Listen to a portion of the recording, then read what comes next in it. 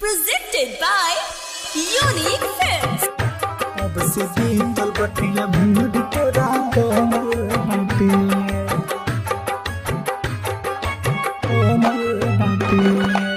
music director Subhash राज जगदीश तू कहा जनबू दर्द के तना सहल बानी हो कैसे गौवा में तोहरा बिना रहल बानी हो कैसे गौवा में तोहरा बिना रहल बानी हो तू कहा जनबू दर्द के तना सहल बानी हो कैसे गौवा में तोहरा बिना रहल बानी हो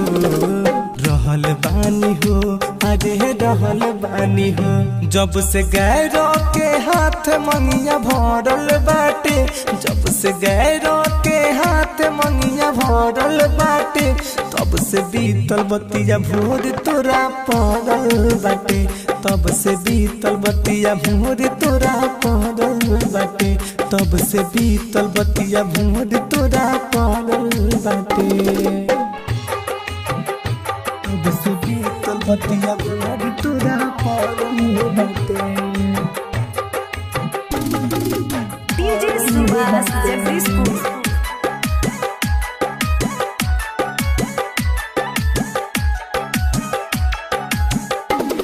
से बीतल बतिया भोर तोरा पड़ल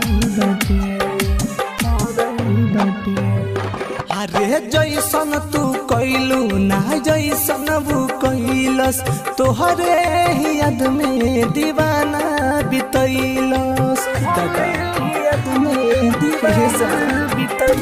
अरे जैसन तू कैलू ना जैसन वो कैलस तोहरे ही याद में दीवाना बितैलस तोरा मर देख के प्यार के असर छोड़ल बाटे तोरा मर देख के प्यार के असर छोड़ल बाटे तब से बीतल बतिया भोर तोरा पड़ल बाटे तब से बीतल बतिया भोर तोरा पड़ल बाटे तब से बीतल बतिया भोर तोरा पड़ल बाटे तब से बीतल बतिया भोर तोरा पड़ल बाटे डीजे सुभाष जगदीश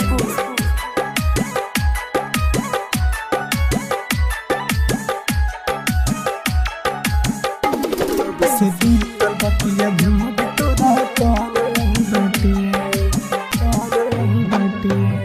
परिकास राज लौकेला सगरी जानहर राइटर विदेशी जब से कोइले तोहरा से प्यार विदेशी जब से कोइले तोहरा से प्यार परिकास राज लौकेला सगरी जानहर राइटर विदेशी जब से कोइले तोहरा से प्यार हल चल तूफानी देह गनल बाटे हल चल तूफानी देह गनल बाटे तब से बीतल बतिया भोर तोरा पड़ल बाटे तब से बीतल बतिया भोर तोरा पड़ल बाटे तब से बीतल बतिया भोर